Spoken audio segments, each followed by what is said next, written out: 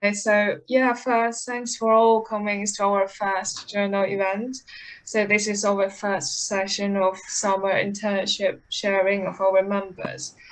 And today we have three wonderful speakers. They're Vidmante, Nishika, and Nastia. And they will share their experience in different fields. And you're very welcome to ask any questions after each of them finished their presentations. Okay, so I will leave the time for our first presenter, Vidmanta. And Vidma, you can share your screen now. Hello everyone, it's nice to talk with you again. Yeah, I'm sharing my screen, so I will shortly tell you about the summer internship, which was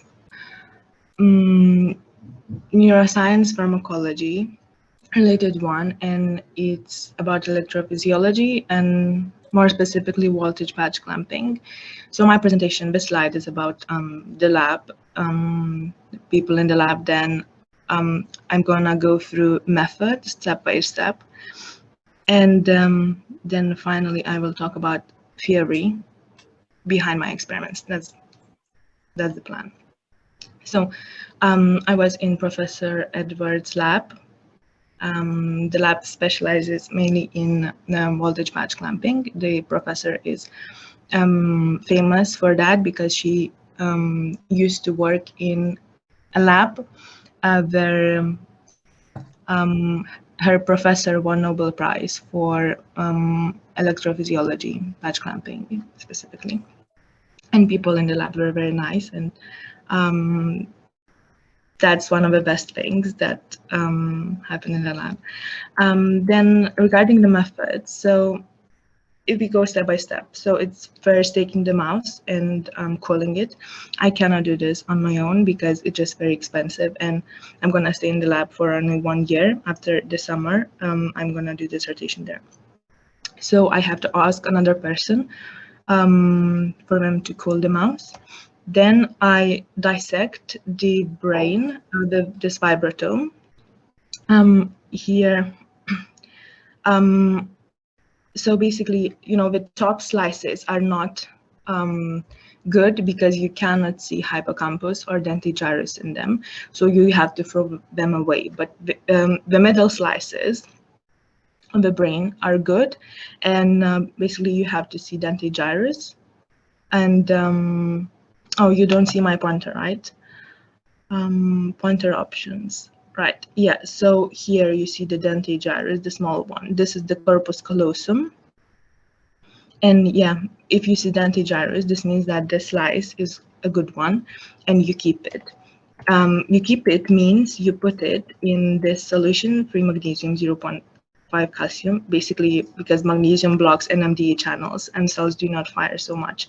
Then in this, a beaker, slices have to be for 5 minutes. After that, you transfer them to this beaker. Here we stay for 5 minutes. Here they stay done for 5 minutes, and finally transfer here, what I just did. And now I'm waiting for 1 hour. The heater, this is the heater. So these 3 beakers are when the heater is on, and now the heater is off. And I'm waiting for 1 hour for the cells to start firing again in high calcium containing solution. And in between all of this, I pull some electrodes because I need many, basically we easily break. And then I put the slice under the microscope and I find CA1 region in the hippocampus. There you can see these kind of cells. We have pyramidal shape. And we have learned that we are pyramidal cells. And can somebody say which neurotransmitter do we release?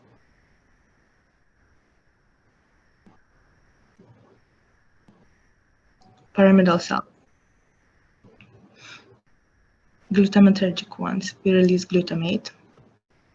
And Then after finding them, I go on to find my electrode. I find it there, which is electrode is on the top of the slice, and then I land with this electrode on just onto the cell that I just found. And the electrode is with cesium chloride. And if you would like to figure out why, you can, in the recording, this go back to the slide, and you'll see that you need to record outward currents. That's why. And cesium chloride makes both electrical gradient and chemical gradient to favor sodium ions to come into the cell, chloride ions to leave the cell, meaning that we record only outward currents. That's our aim. And here's the rig where I sit most of the time. So the brain slice is right here. Then a recording electrode is this one. With this one, I land onto the slice. Yeah, so the screen shows what I see from through the microscope. And basically in the electrode there is a wire, and on this wire I see how strong the current is transferred from through that electrode onto my cell. And yeah, then I basically press the record button on the screen and record my recording. This is the nitrogen table, so that when I record, my table cannot move, because if it's gonna move, my cell is gonna be punched by the electrode and the cell is gonna die. I won't get the recording. Then suction tubing is right here. So I here put ACSF, and because the brain slice is always in ACSF to mimic the brain environment. So ACSF flows through here, through these tubes, and here, and to the brain slice. So stimulating electrode is there. Then later I learned to put the stimulating electrode also onto the brain slice, and the current is transferred to the brain slice. Basically it mimics action potentials. And then here's the amplifier, the digitizer, and this is the tube through which I blow the air and later suck. And so you can try answering why, but probably, I know if you are not a patcher, you probably would know. So basically, when you land with the electrode, it can get clamped with tissue, and then the current won't be able to flow through the electrode. So in order for the electrode not to become dirty inside, I have to blow all the time. And after I land onto a cell, like you see here, then I start sucking for the cell to rupture a bit, so that the current could be transferred to the cell, and then we hold the cell on -70 millivolts in order to keep the cell at a resting potential so that it wouldn't fire. And this is actually what I didn't know, that in the lab people carry so heavy stuff. So for example, when you make that ACSF solution that mimics the brain environment, you have to make 5 liters of that ACSF, and then you go through all the corridors with this 5-liter bottle, and you have to transfer it to different bottles. So you have to be fit if you want to work here. And after you get the recording, there are 2 kinds of recordings. One is in just ACSF, then you get most inhibitory postsynaptic currents. That's just how hippocampus works. Then after 5 minutes of this recording, you add gabazine, which antagonizes GABA A receptors, and then you get only excitatory postsynaptic currents. And this is how a publication of this kind of work looks like. So in ACSF, for example, you get these inhibitory postsynaptic currents, and the frequency is, time is on the y-axis, and on the y-axis is the current. So you calculate the decay constant. That is basically how long is this rising part up to the baseline. And here is the comparison of that decay time between mice of different age, mice models of Alzheimer's disease. So either we are 2 months old, 4, 9, or 20 months old. And then you calculate the frequency of these postsynaptic currents that you saw, and finally you see the amplitude of this, and compare again between different ages of mice. And here's the from what kind of mice models these recordings are performed: APP NLF mice models, NLGF, or TAST that contain APP and presenilin mutations. So how are the what are these mutations? So this is the APP protein, and when it's cleaved, then you get amyloid beta that when accumulates in the brain, people get Alzheimer's. So NLF mutation, for example, means mutated this amino acid, and NLF. Where is the F? All right, I don't see it. Yeah, basically, different amino acids in that protein are mutated, and they yield these mice models. So all these models have different mutations that make them mimic Alzheimer's disease in different ways. And so here's the Vidmante gyres that I see through the microscope. This is the CA3 region. This is the C2, and I put the stimulating electrode, the red one, in C1 region, as I told you. And the stimulating electrode goes into Schaffer collaterals that are axons synapting on CA1 pyramidal cells. So after I stimulate the axons, they release their neurotransmitter, and then I record the postsynaptic currents in a C1 cell. And then in publications, you can also find pulse pair ratios that, so if I see a thing like this means you have high pair pulse ratio. And if you see a thing like this, it's low pair pulse ratio. So, for example, if you compare wild type and TSTP mice, then you see that this Alzheimer's disease model has increased glutamate release, because after first stimulus, the mice stimulating electrode, you get much more transmitter release, resulting in a much bigger current, while in wild type, on the first try, not so much glutamate is released, meaning that in Alzheimer's disease, maybe that amyloid beta causes the cells to release more glutamate more readily. And indeed, there is the comparison of, again, wild type and TSTPM mice. So this is the seconds between the stimulus. For example, between these stimulus, I think there's like 25 milliseconds.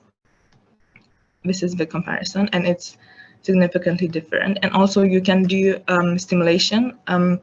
Two stimulus can be between 50 milliseconds or 100 milliseconds or 200 milliseconds. For my dissertation, I will try doing these three, but these two would be also fine. And this is just a bit of the theory behind all of this that we have already learned. So I don't think that we want to go through that. So basically, our potentials that we record are graded potentials. We're not action potentials, and so glutamate bands, and yeah, and we get these potentials. Yeah, and I think it is. Oh yeah. So voltage and current. It's all about the Ohm's law. When you see the recording, you see the current, and yeah, you just have to always think about the resistance of the electrode. So you have to work with the Ohm's law every time you see the current, if the resistance of your electrode is good or not, because if it's too high, that means the current cannot pass through the electrode, and the cell won't be held at minus 70 millivolts exactly. So you have to always see if the current is good. And yeah, so I invited some friends that may want to join this lab next year. So if you want to do patching, because you also can do here immunohistochemistry. So patching really requires patience. It's not a technique that you can learn in 1 week or in 2 weeks. Usually people get first recording after a month of patching every day, and like until late, like 6 p.m. So just be patient if you are gonna do that, because I think it's worth it actually, because there are a few good electrophysiologists on the job market, meaning that if you have done dissertation here or even a PhD, then you are gonna be like competition in electrophysiology positions, I think, is a bit lower if you search for people having experience in that. Yeah, so to do patching for your dissertation, in this lab we allow people only who have patched throughout the summer, because not everyone gets the technique, meaning that if you have to see if it works for you, if you like it, and then you can do the dissertation. And I would suggest asking as for any internship as soon as possible, because then you can get funding, because some funding deadlines close like in the end of February or whatever. So just ask on January, on February, if you are quite sure that you want to join this very nice lab. Thank you for attention and for inviting me to speak here. Looking forward to other presentations. Yeah, thank you so much for the sharing, Vidmante. And yeah, it's a really, really fascinating internship. It sounds very informative. And do we have any questions to Vidmante? Concerning to yeah, actually, Josh asked a question in the chat. Can you see the chat, Vidmante? Yeah, I can. Mm-hmm. Oh, so I applied by emailing, basically. Yeah, so I have like a framework of emails. How do you send them to other labs? And according to that framework, I've sent like 10 emails. And yeah, I got a few positive responses. And it was nice that they accepted me during COVID, because when I came, it was, limited number in the lab, like only like 3 people were allowed to be in the office. So it's nice I could be there. So yeah, I basically emailed, just reading up her papers and saying that I'm interested in her research in Alzheimer's disease. That's it. Thank you. And actually, I'm a bit curious. Does this technique require any background knowledge? Like I don't know how to patching, but maybe I can learn. So can I apply to these as well? Sorry, Vidmante, you are muted, I think. Oh, sorry, I didn't have extensive background, so anyone can. It's physics, a bit of physics, but I didn't have even physics background. Oh, thank you. Oh, yeah, this sounds really fun, like cutting mouse brains and putting electrodes in it. And does anyone have further questions to ask Vidmante? Well, I guess no. So, okay, so now we can move on to our next presenter, Nishika. Nishika, do you want me to share your? Yeah, that'd be great. Okay. Vidmante, I think the presentation was great. Thank you so much. I got to learn so much. Yeah. Can you see the slides now? Yeah. Okay. Can you click once more? Okay. You want to move to next slide, you can just let me know. Okay, yeah. I'll just back to Mm-hmm. the... okay, let me re-share it.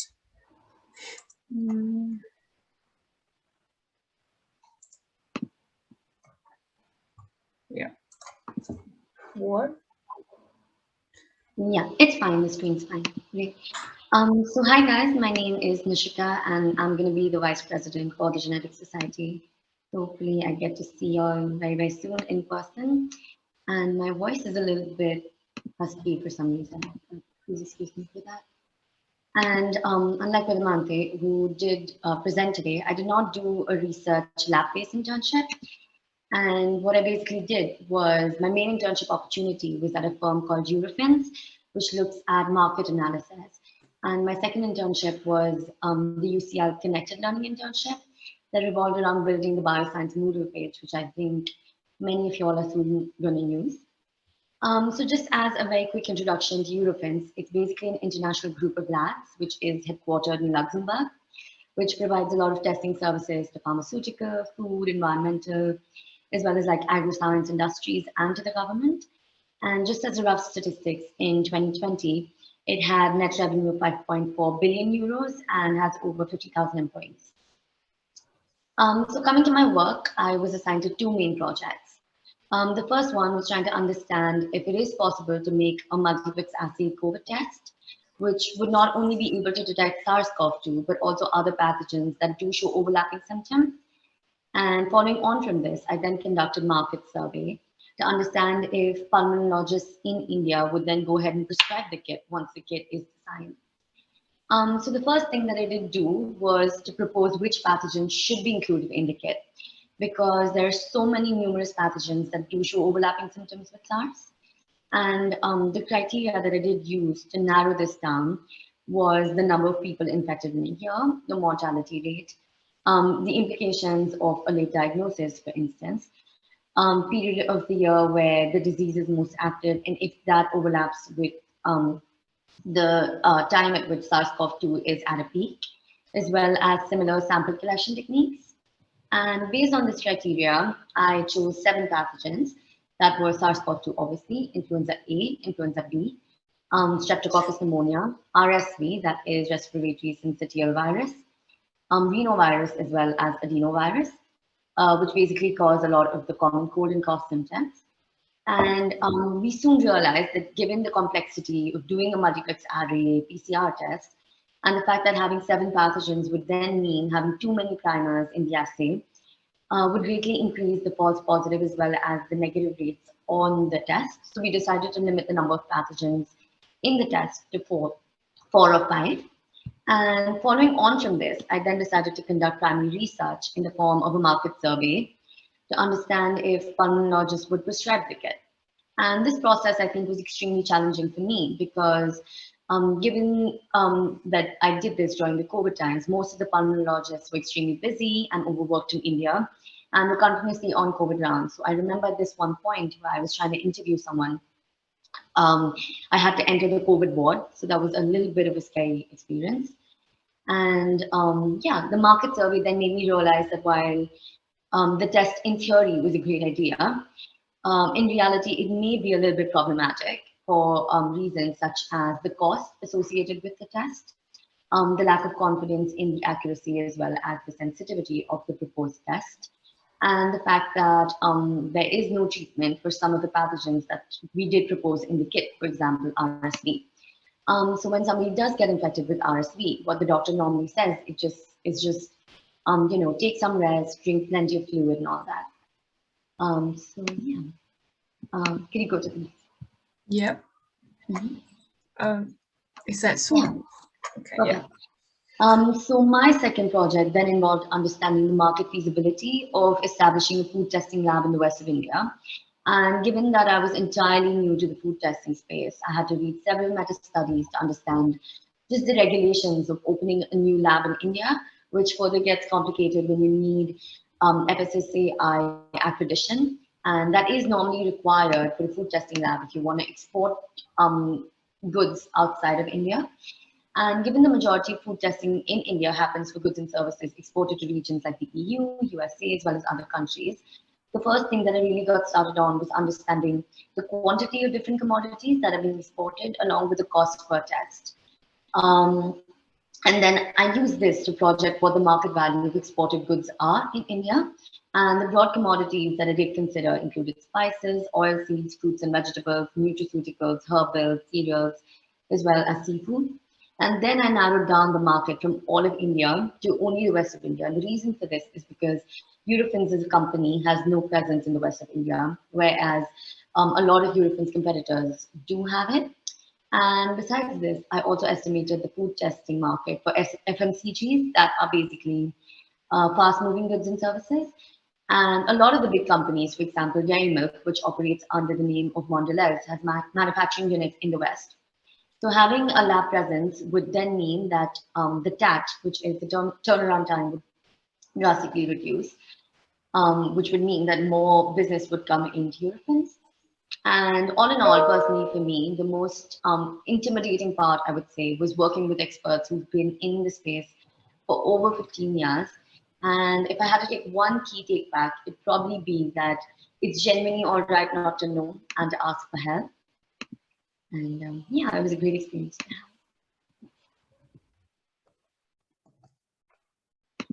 My second internship opportunity was redesigning the bioscience Moodle page, where I worked with another UCL student to address accessibility problems that most bioscience students have. And if anybody has seen the previous Moodle page, then they know that that there is too much content on the page, and that the structure of the page was difficult to navigate, and some of the information was outdated. So I remember going through it, and some of the information was dating back to 2017 and 18. So we decided to, the student and I that I worked with, decided to split up the sections between us and ensure that we went over each other's work in order to make sure that all the information was relevant and was present. And the new Moodle page now has a flexible grid format, and there are a lot more images, and it really suits the motto of for the students, by the students. And throughout the process, we received lots of feedback, be it from heads of teaching at UCL or other connected interns. So it was a great internship opportunity to have. Thank you. Thank you, Nishika. And now I can start share. And now I can finish sharing. Oh yeah, thank you so much, Nishika, for all the things that you said. And actually, I do have a questions. I mean, Eurofins is such a big and famous company, and I believe the works you did needs quite a lot of teamwork. So how do you split the workload in your teams? I mean, there are lots of analytical and business marketing stuff that we kind of knowledge people don't know very much. Exactly. So initially, I would say it was a little bit intimidating because there were people around me who have been in the industry for 15, 20, 30 years, and I had to work with them, and I didn't know anything about the space. So it was just reading up, asking people for help, and I was the only intern on board. So yeah, it was a great experience to have, I think. And yeah, just asking people around, everybody was great, super helpful. Yeah, I'm sure it's a great opportunity to meet people from all other areas. And Nishika, there are some questions for you on the chat. Can you see them? Okay. Yeah. So about the background, I eventually do want to get into something like healthcare consultancy. And the whole reason why I chose this internship is because it'd be a great introduction to have into consultancy and market analysis and research. So I was a second year student coming into third year, and I just told them that I'm super passionate. So I did do a competition in year two called Kobe Cycle, for instance. It was a UCL-based internship competition, and it basically was a lot to do with business and trying to understand how to start a new startup, all of that. So I think that greatly helped me. And yeah, just talking about it, why you're passionate to do something like this. Yeah, but I didn't have any business background beyond my competition. So, how did I apply for a second internship? So the second one was online, and the first one was face to face. And doing two internships was a little bit overwhelming initially because I was trying to balance both of them. And I did apply for the second internship online via the UCL Careers website. So I think you should check that out. And you should also make sure that you're allowed to do both because I was super lucky and I was in India and I could do the online one. But yeah, it really just depends where you're placed and how your employer is. How did I reach out to pulmonologists? Okay, literally, I Googled a pulmonologist near me. I called more than 100 of them. 5 of them picked up. And yeah, I spoke to them over the phone. Obviously, they were super busy because it was like literally in the midst of COVID. And I also went to a lot of government hospitals, which is why I was really scared because all the government hospitals in India are now like COVID hospitals. So there was a time when I like literally didn't know and I entered a COVID ward and it was so scary. I had to isolate myself for 10 days because I wasn't sure if I got the virus or not. And yeah, Eurofins did not know pulmonologists, obviously, but it was just reaching out, going to hospital, being proactive, I guess. But yeah. Yeah. Yeah, thank you, Nishika. Thanks for having me. Oh, someone is asking another question in the chat.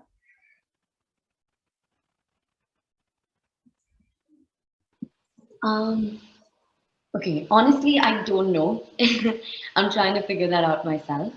But for me, what worked out is doing a more business-oriented internship, which I was super lucky to get.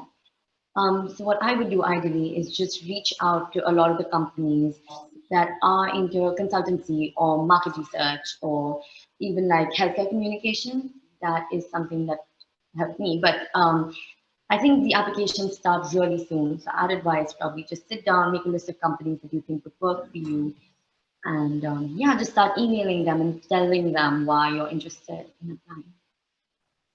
Yeah, what will be like to be in a industrial business? I mean, for Vidmante, it's more like a lab-based things, but for you, it's more like sitting in a room and just trying to connect people and collect all the data.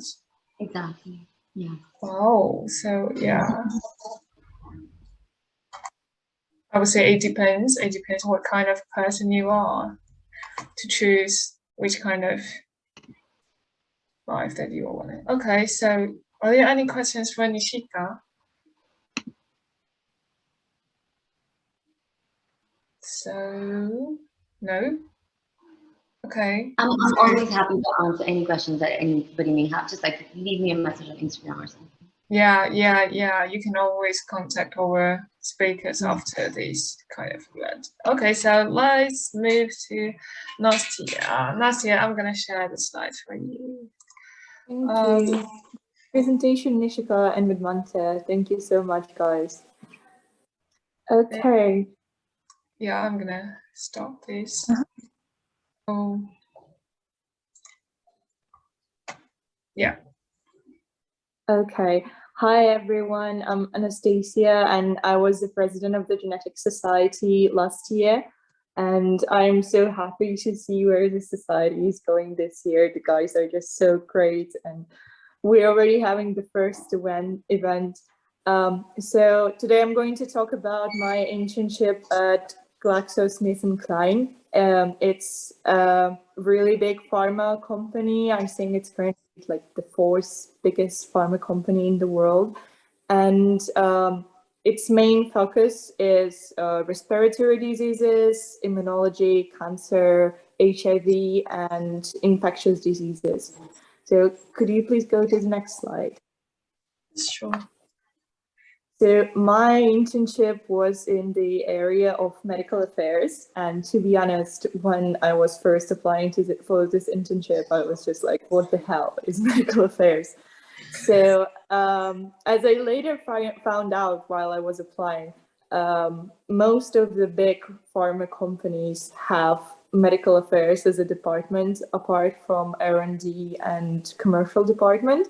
So if R&D usually focuses on research and development, like development and enhancement of the medicine, development or an enhancement of the formulations of its medicine, finding out about the drug's side effects, efficacy in different groups of patients, for example, like ethnicity or gender, like drug interactions, treatment regime. The commercial side is concerned with directly marketing the brands, the medicine itself. While recently there occurred a need for a department that would be concerned with communicating the science behind the drug while not directly trying to market it. So, for example, it might not be something exactly concerned with the efficacy of the drug, but it could be a comparative study of different treatment regimes, including different drugs from different companies. And the data would kindly suggest that, oh, our drug is really good at this, but it wouldn't be considered as direct marketing.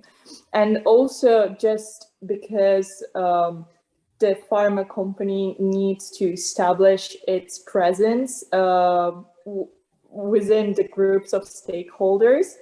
So if the pharma company is interested in a specific therapy area, like for example, GSK is interested in respiratory disease, GSK would want to have its presence at all of the biggest events that would include healthcare professionals such as doctors, nurses, pharmacists, interested and specialized in respiratory disorders. So for GSK, the main areas of interest are big respiratory congresses like European Respiratory Congress or Infectious Disease Week. So medical affairs is the department which is directly concerned with organizing and preparing for this kind of big events. So coordinating the work between many different brand teams, like between teams that have different medications for different respiratory disorders. And also medical affairs is concerned with development of different educational events and educational materials, like what are the phenotypes of asthma, or what is the impact of old age on COPD. And in this way, they establish their presence in the therapy areas they're interested in. And so I was interning in global medical affairs, which meant that I was working with many different markets in different countries. Pharma companies usually operate within three different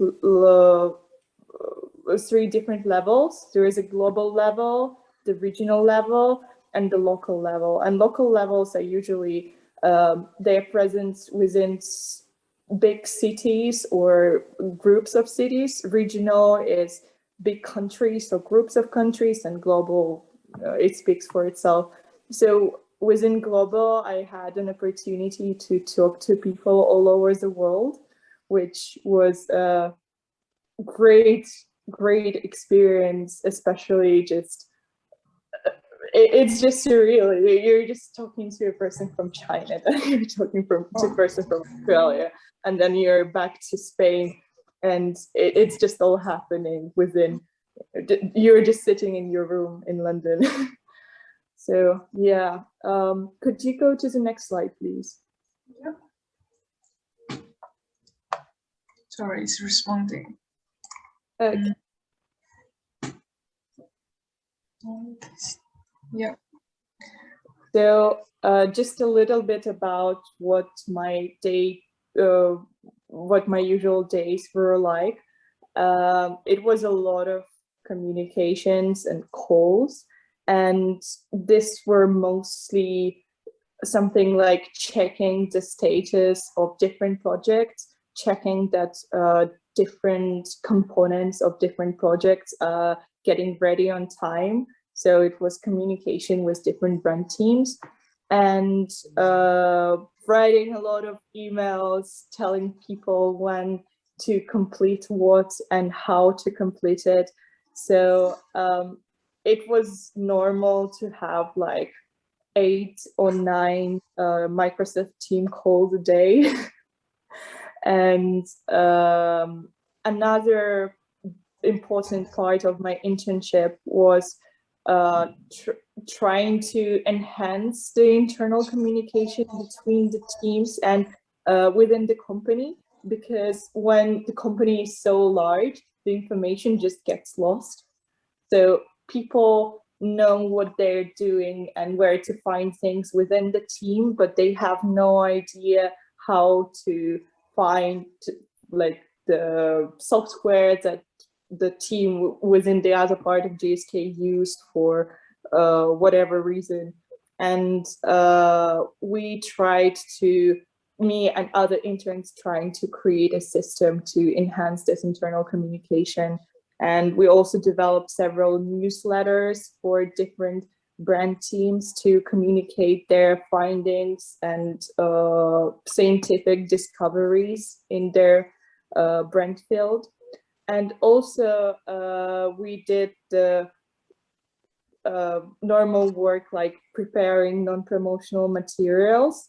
And it's mostly something like slide decks describing the effects, mechanism of action, and the clinical research done on different drugs that GSK produces. And we just did it for congresses and educational events. And so, yeah, lots of networking and presenting, lots of talking to other people and trying to convey the tasks they need to do when they need to do it, and trying to juggle a lot of the different projects at once. So I worked with respiratory diseases like asthma, COPD. I worked with lupus nephritis. I worked with HIV for a bit, and I also worked a lot with COVID because of the nature of this year. And yeah, it was really fun. And could you go to the next slide, please? Yeah.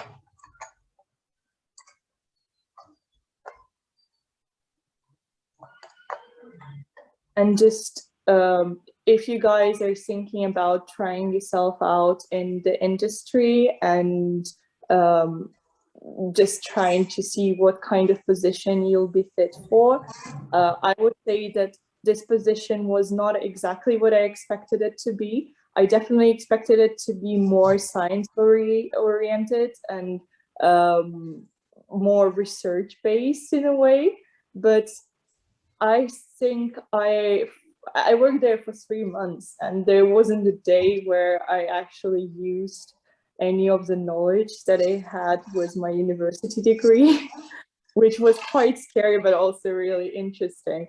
But yeah, mostly this work requires you to be a really outgoing person with great interpersonal skills, because when it comes to project management and getting things done and working big complicated projects, there's a lot of uncomfortable conversation and conflicts between different teams, because someone didn't do that, and this resulted in other team not being able to submit their deliverable on time. So you kind of have to be like a mediator and try to resolve this conflict within the different teams.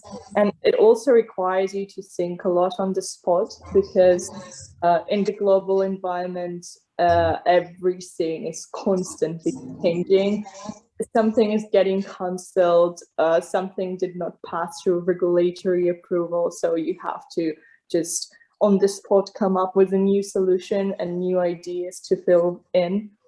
And I also expected it to be more meticulous in a sense of requiring some routine activity. Like my dissertation in the lab, I was doing a lot of small repetitive things all the time, but here it was constantly changing, and it was mostly about thinking about like big picture, like how to inspire people. For example, when I was writing key talking points and speeches for my boss to present at European Respiratory Congress, I needed to sit down and think like, okay, how do I say something more or less scientific but engaging for doctors, something that would make them feel interested to watch the GSK video. So yeah, it's a really good position for someone who feels that they would want to combine the corporate networking role with something science-based and help people, because you're working to develop new medicine and to save people's life. So yeah, if you guys have any questions, I'm very happy to answer them. Okay, I see one question.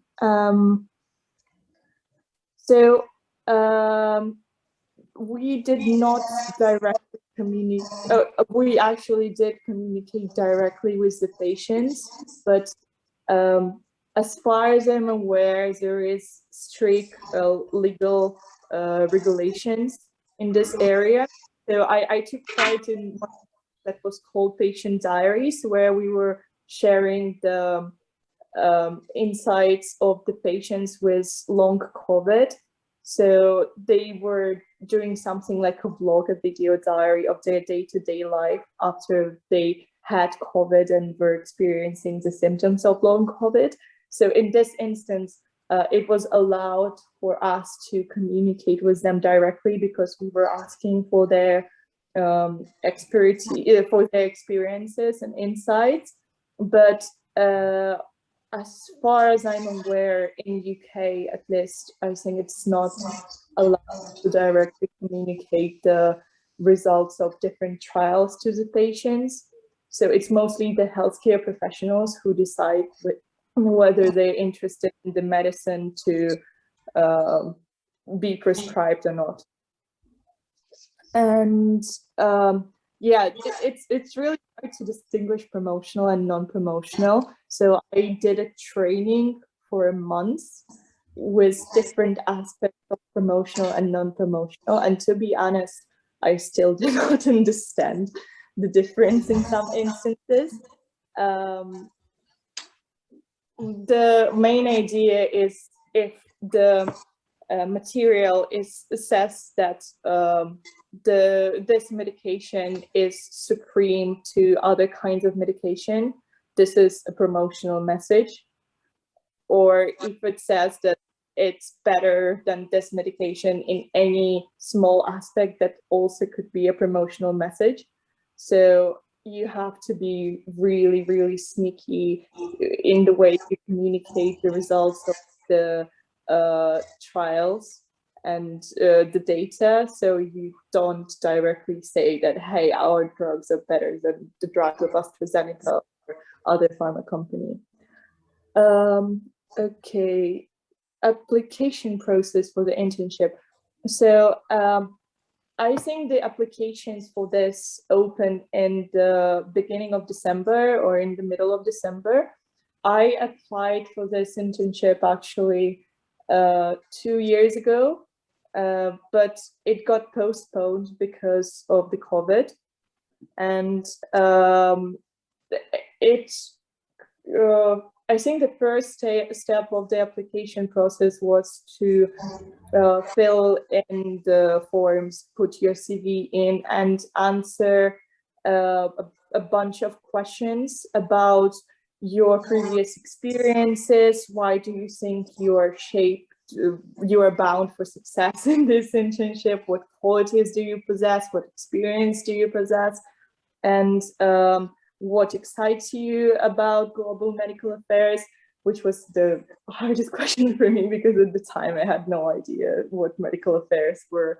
But it's all in Google. You can just search it up and read it. And a bit of advice from me, one of the best feedback that I got from the internship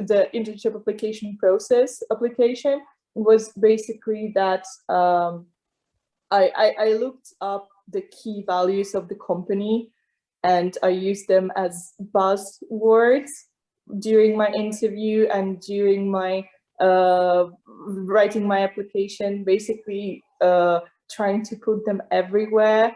And this usually tells the employers that you're interested in this position, that you did your research, that you went to the company webpage and you know what the company is after.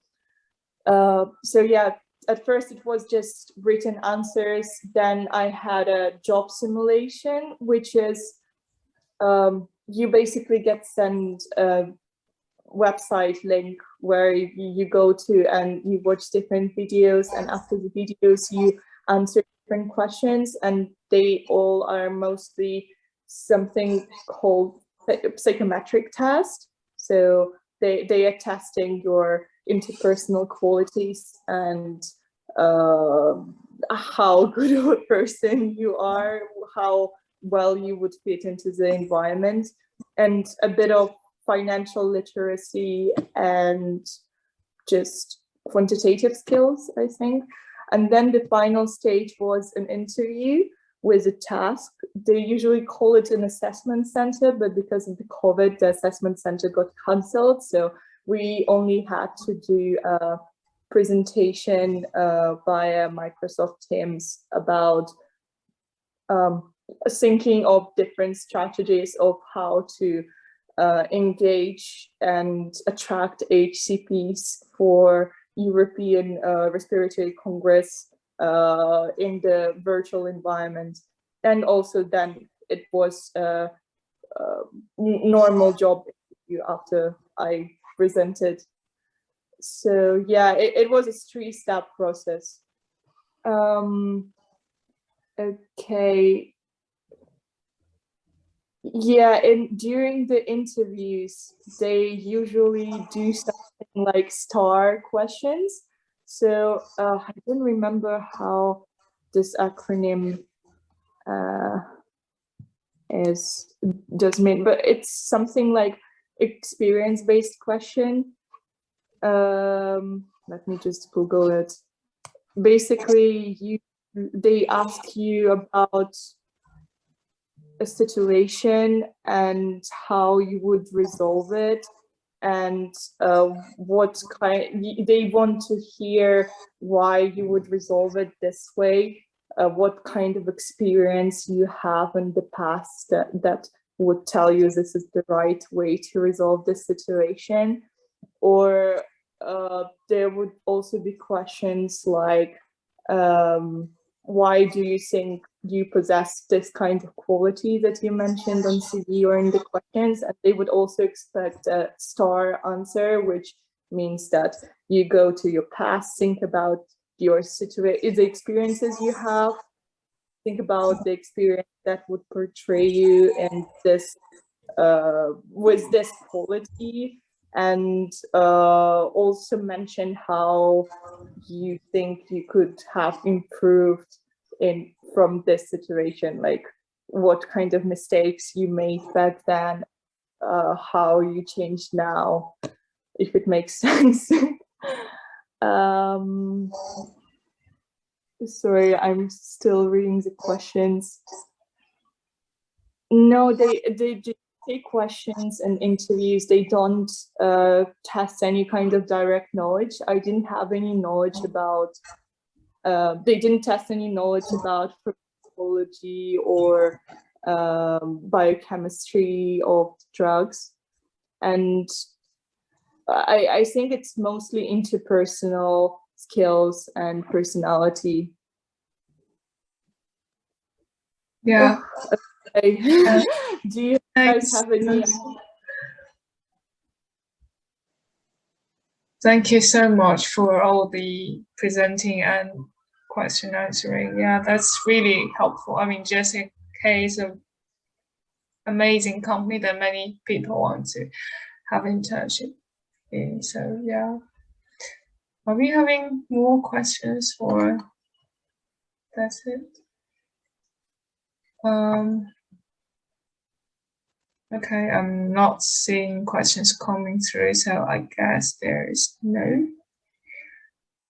Okay, so thank you all for coming and thank you to all our 3 speakers today. And what you did is really amazing. And actually we have a second session for this internship sharing the week after next week. So welcome to join. I think that's all for today. And if you have any questions, you can ask them now. Otherwise, I think, Josh, maybe you can stop recording.